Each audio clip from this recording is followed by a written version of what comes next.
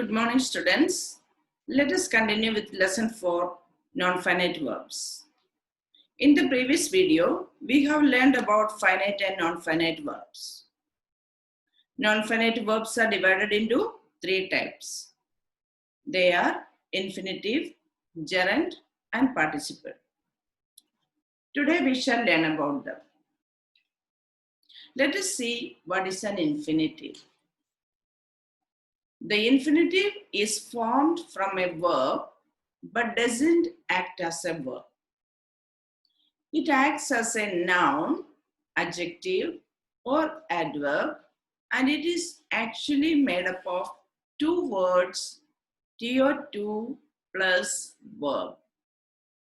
These 2 words act together as a noun, adjective, or adverb.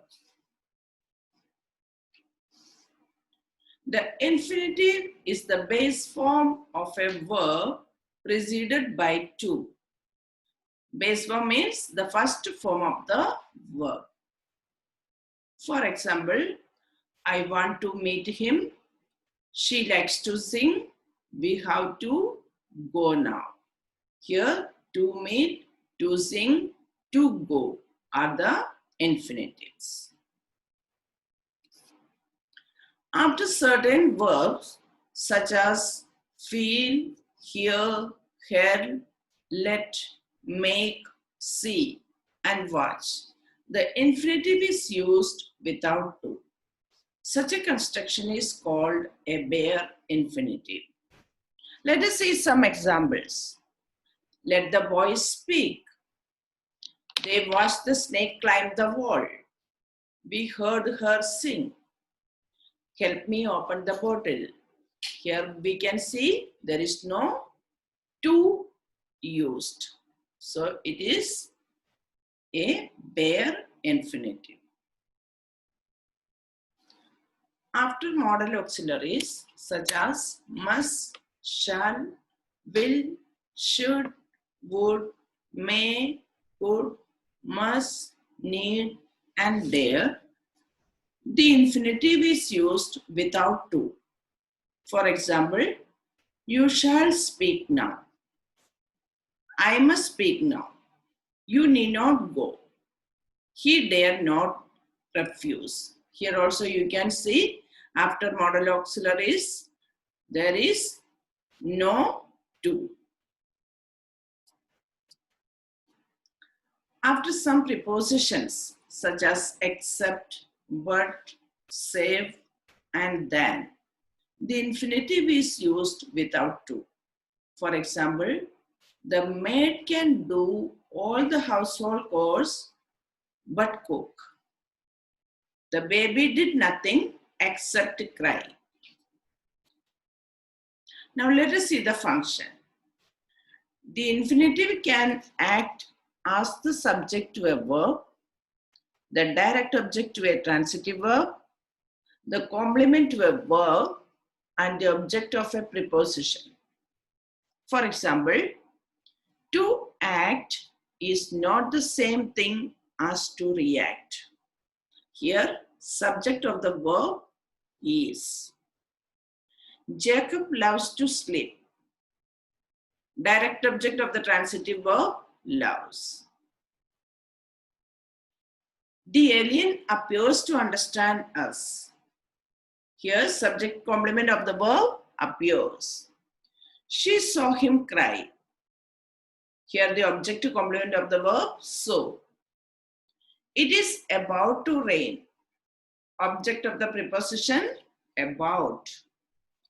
I have no choice but to leave. Here, object of the conjunction but is equals except. Now let us learn about gerund. What is gerund? The gerund is the ing form of a verb that functions as a noun. For example, I enjoy sailing. Swimming is a healthy exercise. I love acting. Here, sailing, swimming, and acting as used as gerund. Now let us see the function. A gerund always functions as a noun in a sentence. As such, it can be the subject to a verb, the direct object to a verb, a complement to a verb, or the object of a preposition. For example, skiing brings me pleasure. Here, subject to the verb brings. I love skiing. Here, direct object to the verb love. My passion is skiing. Here, subject complement to the verb is. I dream of skiing. Here, object to the preposition of.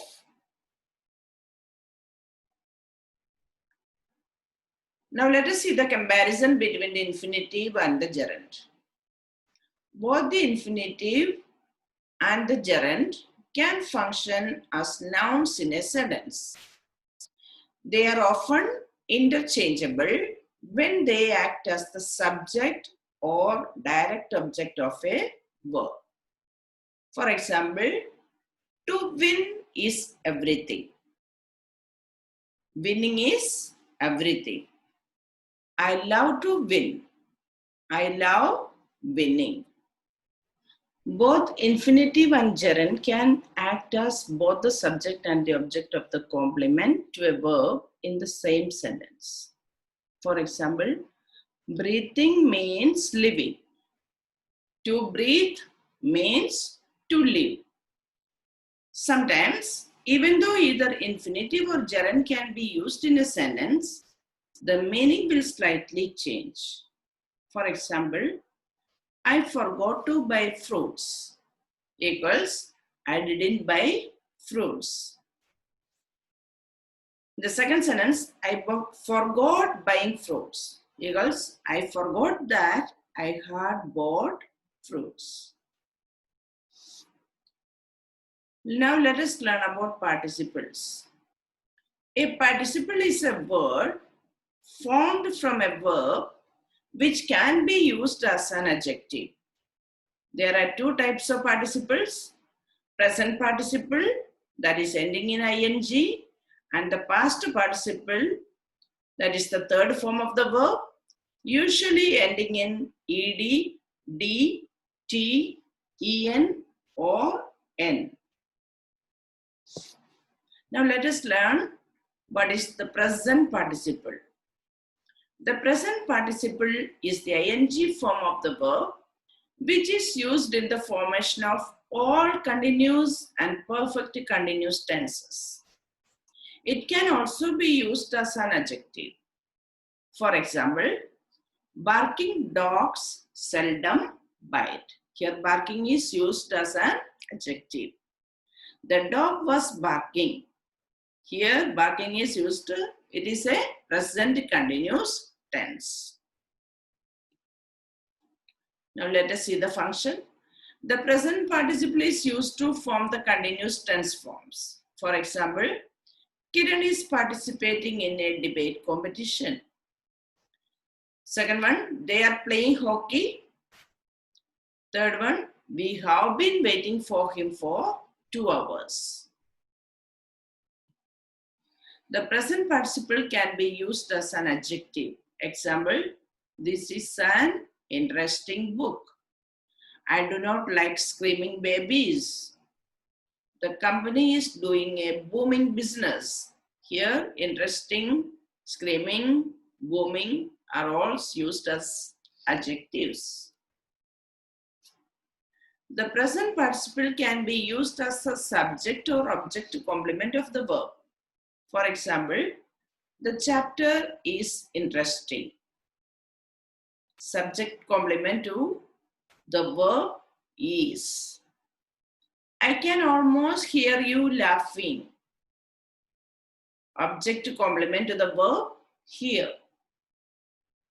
The present participle is used in participial phrases to show a succession of events. For example, removing his coat Midun jumped into the river. The participle phrases are used to show cause and effect. For example, feeling tired, I went to sleep early. The participle phrases are used in place of relative clauses. For example, who is the girl talking to your brother? Now let us see the comparison between the gerund and the present participle. Although the two are exactly alike in form, the gerund acts like a noun while the present participle acts like an adjective. The following two similar looking sentences bring out the differences between the two. I saw him swimming. Swimming as a present participle, adjective complement, qualifying the pronoun him. The second sentence, I love swimming. Here, swimming is used as a gerund. It is the object to the verb love. Now let us learn about the past participle. Here are some example sentences which use the past participle. A broken jug lay on the ground. The teacher looks preoccupied. Now let us see the function. The functions of the past participle are similar to those of the present participle. It is primarily used as an adjective to a noun attributively. For example, they had difficulty identifying the drowned man. Interested applicant may apply. It can be used as the subject or the object to complement of the verb. For example, I want the work done now. Here, object to complement to the verb want. This candidate seems interested. Here, subject to complement to the verb seems. Note the complete change in the meaning if the corresponding present participle is substituted for the past participle in the second sentence seen. This candidate seems interesting. The difference lies in the difference between the adjective interesting and interested. So with this, we have completed the chapter non-finite verbs. Thank you all.